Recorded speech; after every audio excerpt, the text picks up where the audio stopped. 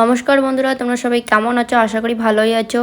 আর আমিও তোমাদের আশীর্বাদে মোটামুটি ভালোই আছি। আর আমি অনেক সকালে উঠেছি, আর কখন থেকে ডাকতেছি ও আর উঠতেছেই না। কোনোরকম করে তুলে তারপরে একটু চাটা খাওয়া দাওয়া করে এখন আমরা যাচ্ছি আম পাড়তে। আর এখন প্রচুর রোদ্র উঠতেছে এই কয়েকদিন থেকে, তো ভাবতেছি একটু আমের আচার বানাবো।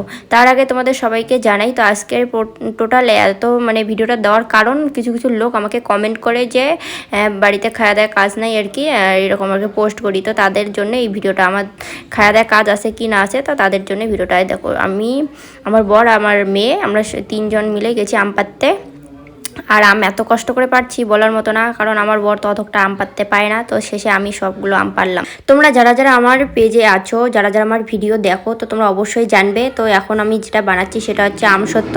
তো আমসত্ত্ব আমি বানিয়ে রেডি করে তারপরে আবার কয়েকটা কাঁচা আম কেটে লবণ আর হলুদ মেখে সুন্দর করে রোদে শুকাই দিয়ে আসলাম। তারপরে এত শরীর খারাপ করছিল বলার মতো না, কারণ লম্বা একটা কোটা দিয়ে আম পাড়তে পারতে আমার তো পুরো অবস্থা শেষ। তারপরে কোনো রকম করে এই কাজগুলো করার পরে আর ওই লম্বা কোটাটা দিয়ে আম পাড়তে পারতে আর উপর দিকে তাকাতে তাকাতে আমার পুরো মাথা ব্যথা শুরু হয়ে গেছিলো।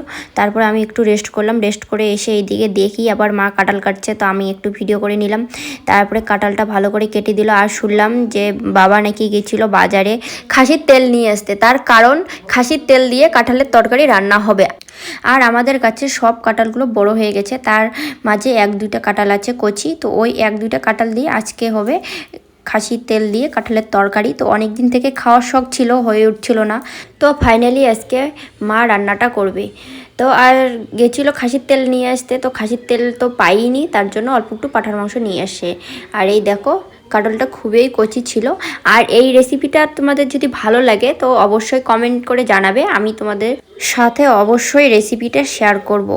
আর কি বলো তো, তোমাদের সাথে আমি কোনোদিনও এইরকম ব্লগ ভিডিও শেয়ার করিনি, সারাদিনে কি কাজ করি না করি, কারণ ভিডিও শ্যুট করার মতো কোনো লোক নেই, আর স্ট্যান্ড যে কিনবো সে টাকাও নেই। আর এর আগে আমি একটা ভিডিও আপলোড করেছি যে আমি আর কোনোদিনও ভিডিও করব না। তার মাঝে অনেক লোক আমাকে সাপোর্ট করেছে, না তুমি এই জায়গাটায় এসেছো অনেক কষ্ট করে, তুমি কখনোই ভিডিও করা বন্ধ করো না, তুমি ভিডিও আপলোড করতেই থাকো। তো আর সত্যি কথা আমিও বলি, তো আমিও অনেক বড় সমস্যার সম্মুখীন হয়েছি।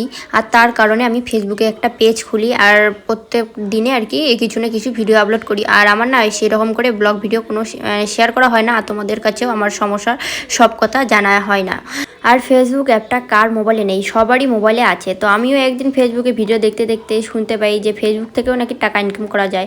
তো আমারও যেহেতু টাকা পয়সা নিয়ে অনেকটাই সমস্যা হয়েছে, তো আমার যদি ভিডিও আপলোড করার পরে যদি কিছু টাকা আছে তো তাদের ক্ষতি কী?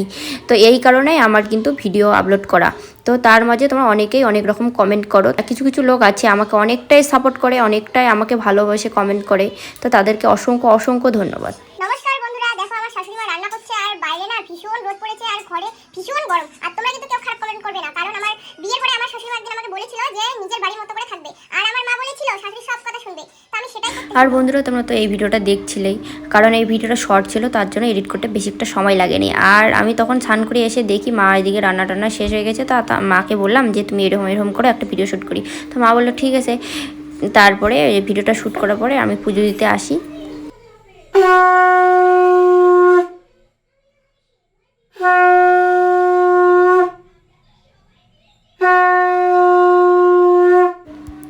আর আমাদের এই ছোট্ট ঠাকুরঘর তোমাদের কাছে কেমন লাগলো অবশ্যই কিন্তু কমেন্টে জানাবে। আর তোমরা এই ভিডিওটা যে দেখতেছো, তো তোমরা অনেকেই ভাবতেছো যে কত তাড়াতাড়ি হয়ে গেছে, তো একদমই না। এই ভিডিওটা অনেক ফাস্ট এডিটিং আছে, আর ভিডিওটা অনেক বড় ছিল, সেটা কেটে কেটে কেটে কেটে ছোট করে আনা হয়েছে। আর আজকের এই যে ভিডিওগুলো যে আপলোড করলাম সবে আমার বরের জন্য হয়েছে, আমার বর আর কি ভিডিওগুলো করে দিয়েছিল জন্য হয়েছে।